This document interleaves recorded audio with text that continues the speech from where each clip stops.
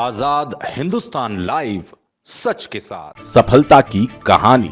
धीरे धीरे पति पत्नी का सीएससी सेंटर बन गया गांव का मिनी बैंक। पेंशन और मजदूरी के भुगतान के लिए गांव में हुई सुविधा।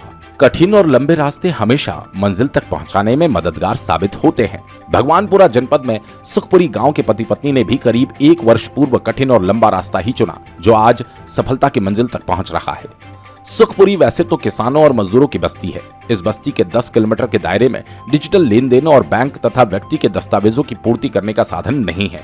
आयुष्मान कार्ड भी बनवाना है तो 10 किलोमीटर दूर धूलकोट जाना पड़ेगा। मजदूरों को अपनी मजदूरी की राशि निकालने के लिए बैंक में जाकर घंटों लाइन में लगना पड़ेगा। मगर अब सुखपुरी की स्थिति पति पत्नी ने मिलकर बदल दी। बैंक के कुछ काम हो तो फटाफट सीएससी के माध्यम से हो जाते हैं। साथ ही शासन की योजनाओं में ऑनलाइन आवेदन करने जैसी सुविधा लगभग 300 घरों वाले गांव में हो गई। मुकेश और रीना दोनों ने करीब 1 वर्ष पूर्व सीएससी सेंटर की शुरुआत की थी, जो आज एक मिनी बैंक की तरह कार्य कर रहा है। शादी के बाद पत्नी को पढ़ाने में रुचि दिखाई। मुकेश कक्षा 12वीं पास करने के बाद खेती और मजदूरी के कार्य करता था, लेकिन शादी के बाद पत्नी रीना ब्राह्मणे ने गांव के दुर्गा स्व सहायता समूह से 1 लाख का लोन लिया।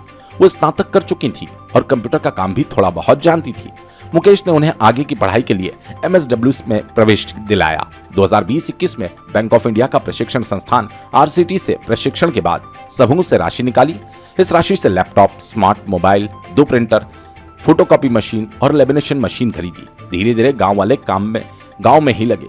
अब यहाँ वृद्धावस्था पेंशन के अलावा मजदूरी का भुगतान, सभी पेंशन, PM आवास, PM किसान और बैंक खाते खुलवाने का कार्य बड़ी ही सुगमता से होने लगा।